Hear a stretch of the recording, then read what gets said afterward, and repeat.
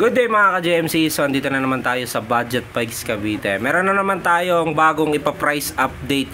Ayan, palagay nyo, sulit pa bang bilhin itong Tirich Rainier 27.5 natin? Kung ako tatanungin nyo, sulit na sulit to. Saan ka maghahanap ng alloy frame? Halos lahat alloy. Then cassette type na rin yan. So, bago lahat, please like and subscribe.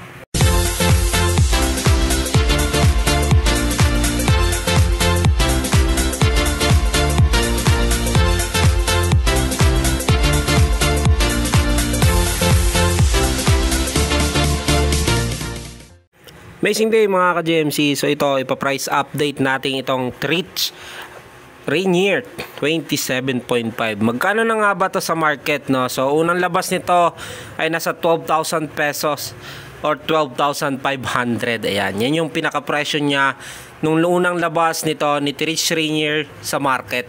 Ayan, so magkano na nga ba ngayon ito ngayong 2023? Ayan, ito si Tirich Rainier natin ay 27.5. Ayan, color combination niya black with red. Ayan, so matte black with red. Ayan, dito sa kanyang top tube nakalagay yung kanyang brand din na Tirich, then yung model niya na Rainier. Ayan, transcend oneself, din meron yan dito ang warning sign sa kanyang top tube. Then sa kanyang down tube naman, dito nakalagay yung Tirich na brand niya, pero ito medyo hindi siya pansinin, ba? Mas lumamang yung matte niya, tas konting glossy lang siya, yung mismong pinaka Tirich na word niya. Then, kinagandaan nito, smooth weld na rin yan. Ayan, baka mapapansin nyo sa kanyang frame. Smooth weld, walang bakas ng kahapon. So, medium frame po ang frame nito. So, halos lahat naman ang ginawa ni Tirich, ni Foxter. Ayan, so, yan po, Foxter din kasi yung manufacturer nito. So, lahat ng ginawa nila ay medium frame. Yo, fit to all po ito. Medium 16 po yan. So, dito, aluminum alloy. Ayan, 6061 po yan yung material niya. Ito ay mountain bike. Ayan, dito sa kanyang chainstay, dito nakalagay yung size ng bike na 27.5. Seat stay naman niya, yung color combination niya rin na may black with red. Ayan. Seat clamp niya, Moser ang brand, alloy na po ito. So quick release po yan. Then size ng kanyang seat post ay 31.6 by 300. Ayan, 300 po yung haba niyan. Yung Tirich po ito ang brand, alloy na po yan. Stock pela ay alloy, then ball bearing na po yan. Sa kanya namang saddle ay Tirich. Ayan po, kung mapapansin nyo, Tirich ang brand. Yung saddle nito, ang nagandaan nito, medyo makapal siya, then malambot naman. Okay, dito naman tayo sa kanyang drivetrain. So yung kanyang crank, Tirich ang brand, ito ay alloy na. Then seal bearing, bottom bracket. Ayan po, kung mapapansin nyo, square type po yan. Then ito ay seal bearing na. Yung chain ring niya ay 34 teeth. Ayan. So ito, hindi ko lang sure kung ano yung BCD niya kasi hindi siya nakalagay. Think meron yan dito sa likod. So hindi ko siya mapansin kasi medyo madilim. Kinagandaan nito, no? So yung frame kasi nito, design lang talaga sa 1x. Ayan, kung mapapansin nyo, walang pagdadaanan ng FD. So hindi siya makakabitan ng FD kasi yung cable wala siyang pagdadaanan dito. Yung frame nito, design lang talaga 1x. Then ito, yung kanyang chain naman na ginamit sa kanya ay 10 speed. Ayan po, nakalagay dito 10 speed 5BN. Then yung RD niya ay Schmatch. Yung shifter and RD niya syempre dapat tugma. Yung RX10, so Schmatch ang may gawa niyan. 10 speed po ito, cassette type. Then 11 to 40 teeth. Then ito ay 10 speed. So bilangin na rin natin 1, 2, 3, 4, 5, 6, 7, 8, 9, 10. So 10 speed po yan. So kung mga naghanap ng mga 10 speed na bike, then ito cassette type na po ito, upgraded na yan. Yung hub naman ito ay formula. Ayan, so alloy na rin po yan, seal bearing. Then yung kanyang rim ay alloy din po, double wall alloy, Tirich ang brand. Ayan, so 36 holes. Sorry, 32 holes pala ito. Yung hub niya, tingin yung kanyang spokes. Yung rim, 32 holes, pero ito alloy, double wall alloy na po yung rim niya. Kinagandaan nito, yung pinakagulong nito ay Kenda tire. So sa 27.5, fast rolling po ito. Sa 27, lahat po ng kinabit sa kanya ay Kenda. Doon sa 29er, Compass naman ang ginamit na gulong doon. So yung size ng kanyang gulong ay 27.5 by 2.10. So ito fast rolling. Ayan, kung mapapansin nyo, bakit ko sinabing fast rolling to? So sa mga ganyang gulong, yung mga konti lang yung ngipin, maliliit. Ayan, so fast rolling yan. Maganda yan sa mga kalsada, lalo sa mga gusto nyo mag long ride. Kaya sa mga spalto, gamitin mo yan, maganda yan. So meron kasi mga classification din yung mga gulong natin, kung saan natin ginagamit. Kasi meron pang off-road, pang trail, ito fast rolling, pang kalsada. Dito naman tayo sa harapan niya. Sa kanyang head tube, dito yung nakalagay yung logo na T-Reach. Ayan yung letter T niya. Then ang kanyang headset ay ball bearing pa. Link 4444 to, non-tapered. Ayan yung kanyang headset. Sa kanya namang stem, T-Reach din yung brand. Ayan, alloy po ito, naka-negative. Alloy na rin po yung kanyang handlebar, T-Reach din yung brand. So halos karamihan sa kanya naka-T-Reach talaga.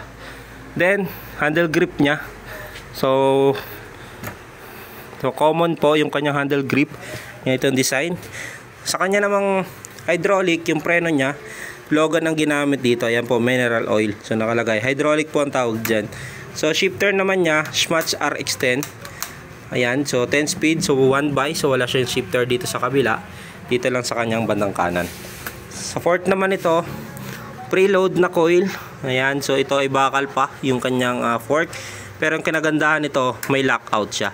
So yung lockout, yun po yung purpose niyan. Pag halimbawa, kung dadaan po kayo sa medyo mabakong kalsada, so i-open nyo yung spring. Ayan, para yung bounce ng kanyang fork, i-absorb niya yung impact.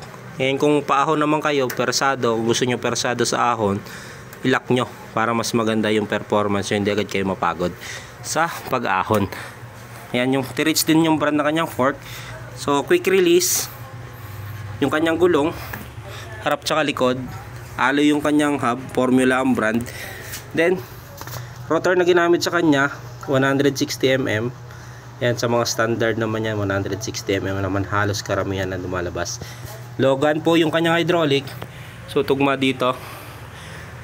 Ayan, so Logan. So wala kayong makitang cable, kasi yan po yung hydraulic. So dalawang klase ang preno natin.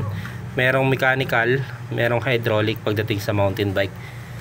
Okay, sa cabling naman niya, kinagandahan nito, so makinis siya, malinis yung kanyang frame, no? So lahat yan ay internal. So maliban dito sa kanyang preno sa harapan, so syempre dumaan yan dito sa kanyang fork. So maganda naman yung setup dito nakalagay.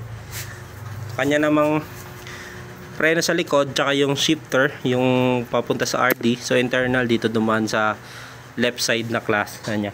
Dito wala siyang butas. So design talaga kasi siya pang 1x. So preno niya, dadaan yan dito sa ilalim.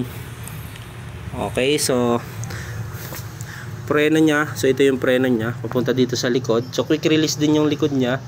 Then 160mm yung rotor, Logan yung hydraulic. Sa shifting naman niya, dito naman dumaan sa kabila. Ayan, yung kanyang RD. So dito talaga yan. Ayan, Schmatz RX10. So 10 speed po yan. So magkano na nga ba yung presyo nito ni T-Reach Rainier 27.5 natin?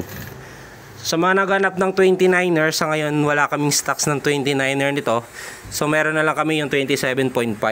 Ang presyo nito dati 12,500 unang labas. Then sinail namin yan ngayon, magkano na lang siya? 10,000 pesos nyo na lang ma-avail itong T-Reach Rainier 27.5. Ngayon kung malapit kayo dito sa shop, pwede nyo i-pick up yan, 9,200 cash pick up, no freebies. So discounted ka na doon sa SRP niya na 12,500 dati.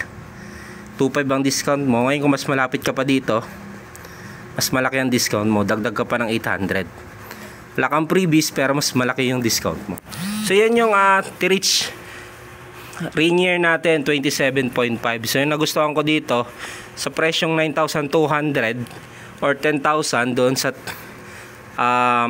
SRP niya, card price kasi yon. So naghanap ka ng mga alloy na mountain bike, gawa ni Foxter budget, kasi pag Foxter medyo mahal-mahal siya ng konti compare mo dito sa mga gawa niya.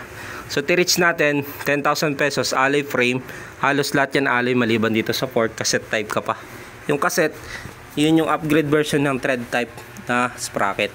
So yan po, comment down below kung palagay nyo okay pa rin sa inyo yung specs ni T-Reach Rainier, saka yung presyo niya ngayong 2023.